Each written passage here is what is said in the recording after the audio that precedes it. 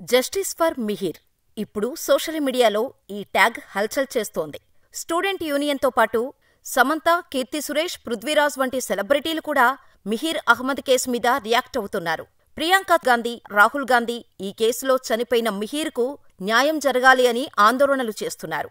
అసలు ఈ కేసేంటి? ఏం జరిగింది? ఏం జరగబోతోంది? కేరళకు చెందిన 15ఏళ్ల మిహిర్ ఎలా చనిపోయాడో తెలుసుకుంటే కిరాతకుడికి కూడా మనసు కరిగిపోతోంది.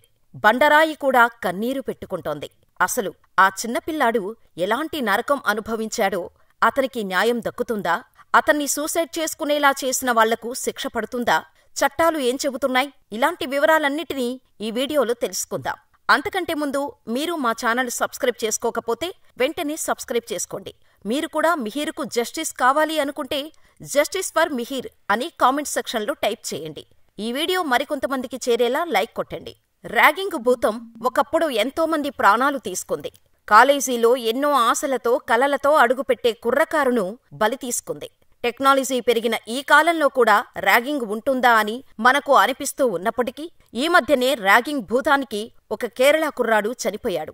నిండా 15ఏళ్లు కూడా లేని ఈ అబ్బాయి దారుణాతి దారుణంగా 26వ అంతస్తు మీద నుండి దూకి చనిపోయాడు. సూసైడ్ చేసుకోవటం మహాపాపం నిజమే, కానీ సూసైడ్ చేసుకోవాలి అన్నా సరే ఎంతో ధైర్యం కావాలి. అటువంటిది అంత ఎత్తైన బిల్డింగు నుండి కిందకు దూకి చనిపోయాడు అంటే అతను ఎంత నరకం అనుభవించి ఉంటాడో కదా. ఇంతకీ ఏం జరిగింది? వాళ్ళు అతన్ని ఏ విధంగా హింసించారు? ఈ వివరాలు తెలుసుకుంటే ఎవరికైనా కళ్లల్లో నీళ్లు తిరగటమే కాదు, దిమ్మ తిరిగిపోతోంది. మిహిర్ అహ్మద్ కేరళలో ఎర్నాకులం త్రిప్పునితుర గ్రామానికి చెందిన ఒక 15ఏళ్ల కుర్రాడు. అందరితో ఆడుతూ పాడుతూ కలిసిపోయే చక్కటి పిల్లాడు. ఆ టీనేజ్ యువకుడికి ఫ్రెండ్స్ కూడా ఎక్కువే. కాని ఈ మధ్య ఎందుకనో బయటకు వెళ్లకుండా ఇంట్లోనే ఎక్కువ టైం గడుపుతూ ఉండటం వాళ్ళమ్మ రాజ్నా గమనిస్తూనే ఉంది. చీటికీ మాటికి భయపడిపోవటం, ఆ భయంతో అరవటం, ఇటువంటి పనులు చేస్తూ ఉన్నాడు మిహిర్. అతను మానసికంగా ఎంత నరకం అనుభవిస్తున్నాడో ఆ క్షణంలో వాళ్ళ అమ్మ రాజ్నాకు తెలియదు.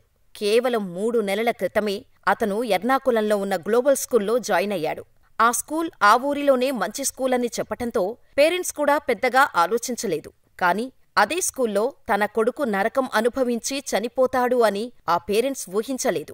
అతను చనిపోవడానికి వారం రోజుల ముందు గ్లోబల్ ఇంటర్నేషనల్ స్కూల్లో ఉన్న కొంతమంది స్టూడెంట్స్, సీనియర్స్ తమని ర్యాగింగ్ చేస్తున్నారు అని ప్రిన్సిపాల్కి కంప్లైంట్ చేశారు. స్కూల్లో ఇలాంటివి కామన్ అని ప్రిన్సిపాల్ పెద్దగా పట్టించుకోలేదు. చాలా రోజుల నుండి మిహిర్ను కూడా కొంతమంది టార్చర్ పెడుతున్నారు. నువ్వు నల్లగా ఉన్నావని, ఎందుకు పనికిరానివాడవని, అకాడమిక్ ఇయర్ మిడిల్లో జాయిన్ అయ్యావు అంటే ఏదో తప్పు చేసే స్కూలుకొచ్చావు అని ఇలా రకరకాలుగా మాటలతోనే టార్చర్ పెడుతూ ఉండేసరికి మిహిర్ తట్టుకోలేకపోయాడు. తనను హింసిస్తున్న వాళ్లమీద ఎదురు తిరిగాడు. అదే అతను చేసిన పెద్ద తప్పు. జనవరి 14, 2025 మిహిర్ తన క్లాస్మేట్స్తో గొడవ పడ్డాడు. అతని సీనియర్స్ అతన్ని ర్యాగింగ్ చేశారు. ఆ ర్యాగింగ్ ఎంత దారుణంగా ఉందంటే అతను అదే రోజు మానసికంగా చనిపోయాడు.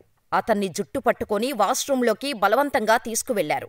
అక్కడ వాళ్ళందరూ టాయిలెట్ పూసి ఆ టాయిలెట్లో అతన్ని తలని ముంచారు. కొంతమంది కుర్రాళ్ళు మిహిర్ తలను టాయిలెట్లోనే బలవంతంగా పెట్టి అతని ముఖం మీద ఫ్లష్ చేశారు. ఇంకా వాళ్ళ శాడిజం సాటిస్ఫై అవ్వలేదు. ఆ టాయిలెట్ సీటు మొత్తం అతని నాలికతో నాకించారు. ఆ తర్వాత అతన్ని పొప్పీ హెడ్ అని క్లాస్మేట్స్ అందరూ ఎగతాళి చేయటం స్టార్ట్ చేశారు. ఇలాంటి సమాజంలో మనం బతుకుతున్నామా అనిపిస్తోంది కదా. ఈ పిల్లలే రేపు మన భారత భవిష్యత్తుకు పునాదులా? సమాజం ఎడిపోతోంది అన్న ప్రశ్నలు వస్తున్నాయి కదా. ఏదేమైనప్పటికీ స్కూల్లో ఇలాంటి అవమానం జరిగిన తర్వాత మిహిర్ తట్టుకోలేకపోయాడు. ఆ రాత్రంతా ఏడుస్తూనే ఉన్నాడు. గతంలో మిహిర్ ఒక అమ్మాయిని ఏడిపించాడని అతన్ని సెపరేటుగా వేరే రూంలో పెట్టారు. అతనితో మిగిలిన పిల్లలు కూడా మాట్లాడేవారు కాదు. ఇదంతా కూడా అతని మానసిక స్థితి మీద ప్రభావం చూపించింది. ఇలాంటి అవమానాలు భరించిన మిహిర్ ఇక బతకకూడదు అని అనుకున్నాడో ఏమో. మరుసటి రోజే స్కూలుకి వెళ్లను అని అతను ఎంత మొత్తుకున్నా రాజ్నా వినలేదు. ఎగ్జామ్స్ దగ్గర పడుతున్నాయి కాబట్టి ఒక్కరోజు కూడా మిస్ అవ్వకూడదు అని బలవంతంగా స్కూలుకు పంపించింది. ఆ రోజు అంటే జనవరి 15న మధ్యాహ్నం 3:30 సమయంలో స్కూల్ నుండి రాగానే మంచం మీద స్కూల్ బ్యాగ్ విసిరేసి మరో ఆలోచన లేకుండా అతను 26వ అంతస్తుకు చేరుకున్నాడు. మిహిర్ ఫ్యామిలీ నివసిస్తున్న బిల్డింగులో 40 ఫ్లోర్సున్నాయి. అతను 26 ఫ్లోర్కు చేరుకొని అక్కడి నుండి దూకేశాడు. కళ్ల ముందే కొడుకును పోగొట్టుకున్న తండ్రి సలీంకు, రాజ్నాకి కొడుకు చావు గురించి ఏమాత్రం తెలియదు. అతను ఎందుకు చనిపోయాడో అతని ఫ్రెండ్స్ సోషల్ మీడియా అకౌంట్స్లో ఉన్న చార్ట్స్ చూపించిన తర్వాత తల్లిదండ్రుల గుండె బద్దలైంది. తమ కొడుకు ఇంత నరకం అనుభవించి చనిపోయాడా అని తెలిసి ఆ తల్లిదండ్రులు తట్టుకోలేకపోయారు. ఇక్కడ మరొక దారుణాతి దారుణమైన విషయమేంటంటే, మిహిర్ చనిపోయాడు అని తెలిసిన తర్వాత అతని క్లాస్మేట్స్ సెలబ్రేషన్స్ చేసుకున్నారు. వాళ్లు వాట్సాప్ గ్రూపులో చాట్ చేసుకున్న స్క్రీన్ షాట్స్ చూస్తే ఎవరికైనా సరే దిమ్మ తిరిగిపోతుంది. మిహిర్ ఫోటో పెట్టి బండబూతులు తిడుతూ అతను చనిపోవటం చాలా మంచిదని ఆ పిల్లలు మాట్లాడుకున్నారు. వాళ్ళు స్కూల్ స్టూడెంట్స్ కాదు, క్రిమినల్స్. ఆ క్రిమినల్స్కి ఇప్పుడు సరైన శిక్ష పడకపోతే వాళ్ళు రేపొద్దున మరిన్ని ఘోరాలు చేస్తారు. కాని చట్టాలను చుట్టాలుగా చేసుకున్న ఆ బడాబాబుల పిల్లలు కటకటాల పాలవుతారా? మిహిర్కు న్యాయం దొరుకుతుందా? ఈ పిల్లల ప్రవర్తనకు కారణం సోషల్ మీడియానా, లేక సినిమాల్లో చూపిస్తున్న మితిమీరిన వైలెన్సా? కారణమేదైనా కాని ఒక నిండు జీవితం బలైంది.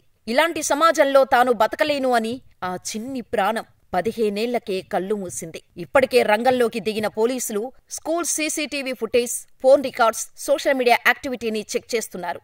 ఈ కేసును తప్పుదారి పట్టించాలి అని చాలా మంది ట్రై చేస్తున్నారు. ముఖ్యంగా గ్లోబల్ పబ్లిక్ స్కూల్ వాళ్ళు తమ స్కూల్లో ఎలాంటి ర్యాగింగ్ జరగలేదు అని బుకాయిస్తూ వస్తున్నారు. అంతేకాకుండా మిహిర్కు ఇంతకుముందే తన ఫ్రెండ్స్తో గొడవలు జరిగేవి అని, గతంలో కూడా అతన్ని ఒక స్కూల్లో నుండి సస్పెండ్ చేశారు అని గ్లోబల్ స్కూల్ వాళ్ళు చనిపోయిన మిహిర్ మీద నిందలు వేస్తున్నారు. గతంలో మిహిర్ ఒక అమ్మాయి మీద లైంగికంగా దాడి చేశాడని, అందుకనే అతన్ని స్కూల్లో నుండి టీసీ ఇచ్చి పంపించేశారని గ్లోబల్ స్కూల్ వాళ్ళు ఆరోపిస్తున్నారు. తమ స్కూల్లో ఎలాంటి ర్యాగింగ్ జరిగే అవకాశం లేదని, మిహిర్కు 2వ అవకాశమిచ్చి చాలా పెద్ద తప్పు చేశాము అని ఆ ఇంటర్నేషనల్ స్కూల్ వాళ్ళు చెబుతున్నారు. కానీ ఈ గ్లోబల్ స్కూల్ వాళ్ళు చెబుతున్న దాంట్లో ఎలాంటి నిజం లేదు. గతంలో మిహిర్ జేమ్స్ మోడర్న్ అకాడమీలో చదివాడు. అయితే నెక్స్ట్ ఇయర్ 10th క్లాస్ కాబట్టి ఇంకా మంచి స్కూల్లో చదివిస్తే తన కొడుక్కి మంచి భవిష్యత్తు ఉంటుందని భావించిన పేరెంట్స్ ఆ జేమ్స్ స్కూల్లో నుండి అతన్ని తీసి ఈ జీపీఎస్ఎస్ ఇంటర్నేషనల్ స్కూల్లో జాయిన్ చేశారు. ఇదే వాళ్ళు చేసిన పెద్ద పొరపాటు. ఈ తప్పుకు ఆ పేరెంట్స్ జీవితాంతం శిక్ష అనుభవిస్తూ ఉన్నారు. మిహిర్ మనలా మిడిల్ క్లాస్ ఫ్యామిలీ కాదు. ID fresh food CEO Mustafa అతనికి స్వయంగా మేనమామ. ఇలాంటి కుర్రాడికే న్యాయం దక్కలేదు అంటే ఇక మనలాంటి సామాన్యుల పరిస్థితి ఎలా ఉందో ఊహించుకోవచ్చు. మిహిర్ గతంలో తప్పు చేశాడా లేదా అనేది మనకు తెలీదు. కానీ అది అతని పాస్ట్. అలాగని ఆ పిల్లాడిని ర్యాగింగ్ పేరిట మానసికంగా హింసించి సూసైడ్ చేసుకునేలా ప్రేరేపించటం కరెక్ట్ కాదు కదా. ప్రస్తుతానికైతే పోలీసులు సెక్షన్ 194 కింద ఎఫ్ఐఆర్ రిజిస్టర్ చేశారు. చైల్డ్ వెల్ఫేర్ కమిషన్ కూడా ఈ కేసును సీరియస్గా తీసుకుంది. అయితే ఆ తల్లికి న్యాయం జరగకపోగా కొడుకుని అలా పెంచటం వల్లే ఈరోజు ఇలాంటి పరిస్థితి వచ్చింది అంటూ మిహిర్ తల్లిని నీదే తప్పు అంటూ ఆరోపణలు మోపుతూ ఉండటం మన దేశ దురదృష్టం. స్కూల్స్ అంటే దేవాలయాలతో సమానం. జాలి, దయ, సానుభూతి చూపించాల్సిన స్కూల్స్ ఇప్పుడు ఈ కేసులో నుండి ఎలా బయటపడాలా అని ఆలోచిస్తున్నాయి.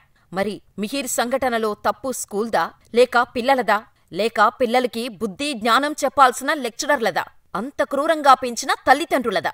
మీ అభిప్రాయమేంటో మాకు కామెంట్ సెక్షన్లో తెలియచేయండి. ఈ వీడియోపై అప్డేట్స్ పొందడానికి మరియు ఇలాంటి మరిన్ని లేటెస్ట్ ఇన్ఫర్మేషనల్ వీడియోస్ కోసం మన ఛానల్ని సబ్స్క్రైబ్ చేసుకుని పక్కనే ఉన్న బెల్ ఐకాన్ కొట్టేసి నోటిఫికేషన్స్ ఆన్లో పెట్టుకోండి. దాంతో మేము వీడియోస్ అప్లోడ్ చేసిన వెంటనే మీకు నోటిఫికేషన్ వస్తుంది.